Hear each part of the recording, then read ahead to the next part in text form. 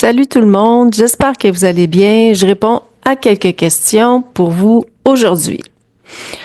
Alors, ça débute comme suit. C'est des questions de Monsieur Boulet.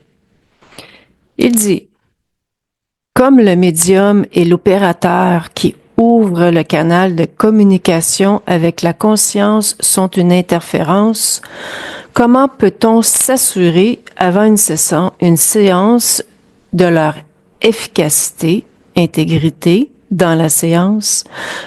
Vous demandez à la conscience de vous toucher. Mais nous, l'incarnation, ne pouvons pas le faire. Ce qui veut dire par là, nous, l'incarnation, c'est dans le corps, plutôt que d'être en état de conscience modifié. Ne pouvons pas le faire. Alors, pour débuter, il dit, comme le médium et l'opérateur, en fait, c'est pas, en guillemets, un médium, on est deux qui fait la session. Il y a l'opérateur, dans ce cas-ci, qui est moi. Vous me voyez souvent en tant qu'opérateur. Et il y a le support télépathe. Donc, c'est pas de la médiumnité ou du channeling que nous faisons, mais ce sont bien des états de conscience modifiés. C'est pour ça qu'on appelle ça hypnose. Alors, il dit qu'il ouvre le canal de communication. Donc, comme que je disais, on fait pas du channeling, on fait de l'hypnose, des états de conscience modifiés. Donc, on parle plus en termes de fréquence. On va aller se calibrer à la fréquence de la partie subliminale pour être sur le même point d'observation que la partie subliminale pour pouvoir être en communication avec elle. Avec la conscience sont une interférence. OK. Donc, ce qu'il dit, c'est que nous sommes une interférence aussi. Et tout à fait, nous sommes une interférence dans ce processus-là. La différence, c'est que nous, notre objectif n'est pas le même que, en guillemets, les dits interférents que nous voyons dans la session. Nous, notre objectif, c'est d'être là le moins longtemps possible. Oui, on débute une co-création, mais d'être là le moins longtemps possible et dans un but d'amener de l'information plutôt que dans un but d'aller soutirer quelque chose à notre profit pour nous. Donc, la différence est là. On s'en va, la co-création est terminée quand c'est terminé. Comment peut-on s'assurer avant une séance de leur efficacité, intégrité? En fait, si on parle en termes d'efficacité dans la session, ça se passe à deux niveaux. Évidemment, ça se passe au niveau de l'opérateur et du support télépathe. Si on veut que la session soit, entre guillemets, efficace, ben l'opérateur doit être en mesure de percevoir si son support télépathe est dans la phase appropriée et le support télépathe doit être dans la phase appropriée. Ce qui veut dire qu'il ne fait pas une lecture au travers, par exemple, le mental, etc., et ses filtres, etc., etc. Il est en mode θ. Il est complètement dans une neutralité hors programme, hors mental, et la lecture se fait de cette façon-là, dans le mode θ. Si on parle d'intégrité, de leur efficacité, intégrité, pour moi, l'intégrité, tout se joue, entre guillemets, par rapport à la neutralité.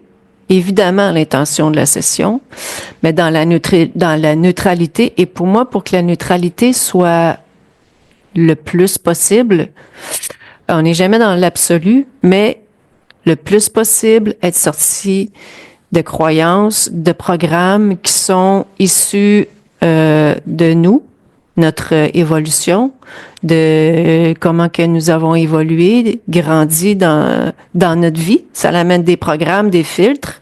Donc, être à l'extérieur de tout ça. Je te donne un exemple. Lire quelqu'un à travers ma blessure ou lire quelqu'un à travers moi, une idée ou une croyance que j'ai. ou, par exemple, des programmes qui sont plus collectifs. C'est pour ça d'ailleurs que l'opérateur et le support télépathe font, en guillemets, ils se conscientisent, ils s'intériorisent par rapport à leur propre programme, à leur propre croyance, et ils font un petit ménage là-dedans. Il y a un petit travail à faire personnel, tant qu'à moi, pour faire ce métier-là, si on veut être dans cette intégrité-là. Vous demandez, je continue, vous demandez à la conscience de vous toucher, mais nous, l'incarnation, ne pouvons pas le faire. Oui, tu peux le faire. Je dis pas qu'on peut pas le faire. Cependant, l'information ne sera pas la même. Et ce que je dis dans mes vidéos, en fait, c'est que ce sont deux points d'observation distincts. Et, par exemple, la dite entité, elle est sur un autre point d'observation. Elle est dans l'éther. Elle n'est pas dans la matière. Donc, voilà pourquoi on va aller se situer dans l'éther pour aller l'identifier. C'est le plus simple possible que je peux le dire. Aussi, si on observe à partir d'ici le matériel, quelque chose qui est dans l'éther, ben on va lire un autre monde à partir de notre monde. Si on va dans l'autre monde directement, ben on s'entend que la lecture sera vraiment pas la même.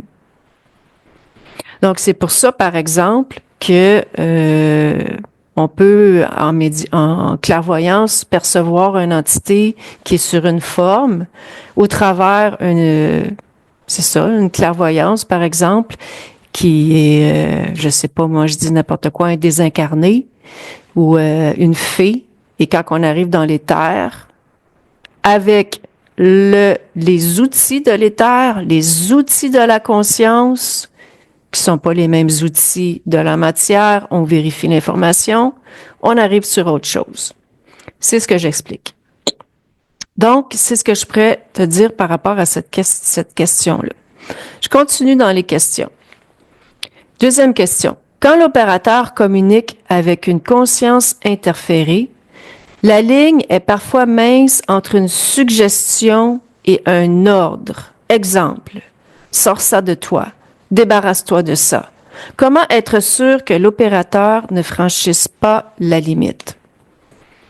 Ben, pour moi, la limite, elle est franchie quand on impose quelque chose à l'autre. Donc, ça peut sembler un ordre, mais il n'y a rien d'imposé.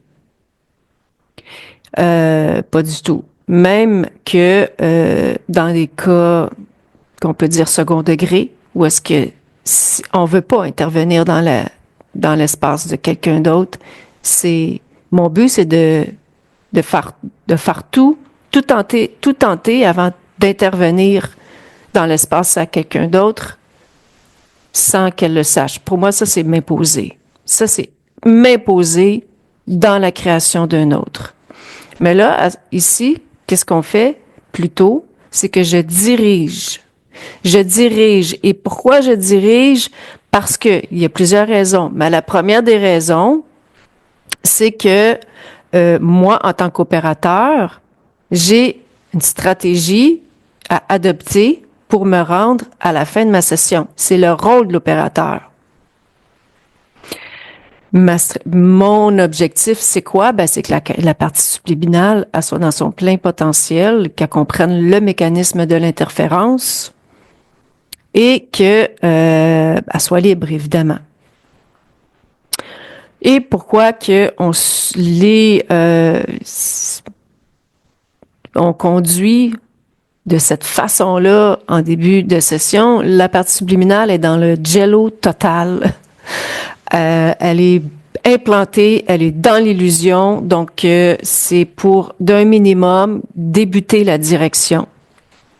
Parce que ça pourrait s'en aller vraiment de tout bord, tout côté, puisque la partie subliminale, elle est implantée, elle est interférée, ça pourrait vraiment s'en aller n'importe où. Et comme que j'ai dit tantôt, notre but, c'est d'être là aussi le moins longtemps possible. Donc, il faut avoir un minimum de rythme aussi quand on fait la session. Donc, c'est ce que je pourrais répondre par rapport à ça. Troisième question. La nouvelle, entre guillemets, ligne de temps qu'on crée après une HRE remplace-t-elle celle qui était corrompue par l'interférence? Autrement dit, est-ce que la ligne de temps corrompue se poursuit simultanément à la nouvelle qui vient d'être créée? Il y a deux choses qui se passent par rapport à ça. Quand on dit qu'une ligne de temps qui est remplacée par une ancienne, une nouvelle qui remplace une ancienne, en fait, ce qui est plutôt, c'est qu'une ancienne création qui était, entre guillemets, écrite, scénarisée par les interférents, n'est plus. Premièrement, parce qu'on leur dit non, on les sort de l'espace, ça n'existe plus, ça se fait plus. Et deuxièmement, tu embarques dans ta nouvelle création. Donc, c'est ça, ta nouvelle, entre guillemets, dite histoire que tu vas créer. Dans l'éther, ça se fait comme ça, sur un claquement de doigts. Donc, on ne parle pas de ligne de temps, on parle de création instantanée. Tout se fait dans l'instantané. À la suite de ça, nous, de la façon que nous le vivons, dans notre humanité, ici, sur la planète Terre, c'est sur un temps linéaire. On ne le vit pas de la même façon. Donc, oui, on peut avoir l'impression que l'ancienne création, qui est sur notre ligne de temps, s'éteint tranquillement et que notre nouvelle création se chevauche avec l'ancienne création. Donc, ça peut faire un peu cet effet-là. L'ancienne histoire qui s'estompe et la nouvelle qui s'écrit, que l'on crée, vont un peu se chevaucher. Donc, c'est ça qui se passe. Je continue. Comme il est possible d'entrer en contact avec notre conscience, est-il possible d'entrer en contact avec ce qui est au-delà de cette conscience? Ce qui est au-delà de cette conscience, si on parle de ta partie subliminale, par exemple, qui est avec qui on communique, mais ça, tu vas te retrouver toi encore une autre partie subliminale en train d'observer cette partie subliminale-là, par exemple. Donc, c'est pas, les gens ont comme croyance que c'est une partie subliminale qui existe, puis après ça, il n'existe plus rien, puis ma partie subliminale, elle va aller expérimenter des choses. Des parties subliminales, on en a plein. C'est juste que elles sont sur des fréquences différentes et leur expérimentation, elle est différente et leurs points d'observation sont différents.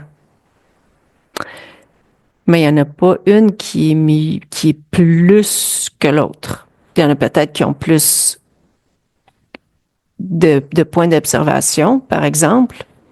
Mais si, je vous donne un exemple. Votre foie. Mon foie, mon rein, il y a une partie subliminale aussi dans ton foie, ton rein. Il va expérimenter et il va observer tout un monde. Il va être le Dieu de ce monde. Entre guillemets, comme toi, ta partie subliminale qui expérimente ta partie physique dans le ici maintenant est le Dieu de sa création. Quand on dit le mot Dieu, c'est pour vous donner une idée, le Créateur. Elle dirige, elle fait plein de choses, elle crée plein de choses pour toi. Donc, il faut garder en tête que partie subliminale, ça s'expand et ça s'expand et ça l'expérimente. Donc, tu as plein de parties subliminales. 5e question. Est-il possible de faire des demandes spéciales à notre conscience? Exemple, augmentation d'un taux vibratoire. La ligne est mince entre le New Age et de ce que on peut penser de cette question-là. Parce que on sait que dans le New Age, il faut toujours aller plus haut. C'est la croyance que plus moi je sais, j'étais là-dedans. Moi, je me mesurais mon taux vibratoire à tous les jours, puis plus qu'il était haut, plus que je me sentais évoluer. Mais ça n'a pas rapport, déjà en partant. Évolution et taux vibratoire, il n'y a aucun lien. Ça n'a aucunement rapport. Ça, c'est une croyance qui est New Age. Donc, moi, j'aurais plutôt tendance à me dire, est-ce que je suis dans cette fréquence? Est-ce que je suis dans ce taux, dans cette vibration idéale, dans le ici maintenant, pour créer ce que j'ai envie de créer? Et moi, en tant que Véronique, dans ma partie physique, ce qui me fait vibrer, c'est mes émotions.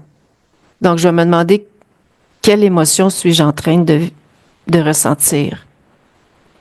Pour moi, c'est comme ça que j'augmente mon taux vibratoire. Je me mets dans la joie, dans la paix. C'est de cette façon-là. J'observe mes pensées. Quelles sont mes pensées? Ta partie subliminale, elle a sa fréquence. Pour elle, monter de fréquence, monter plus haut, ça n'existe pas. Ce sont des croyances. Donc, c'est ce que je pourrais répondre par rapport à ça. Donc, voilà. N'hésitez pas à me poser des questions. Ça me fait plaisir d'y répondre et je vous souhaite une belle fin de journée. Bye bye.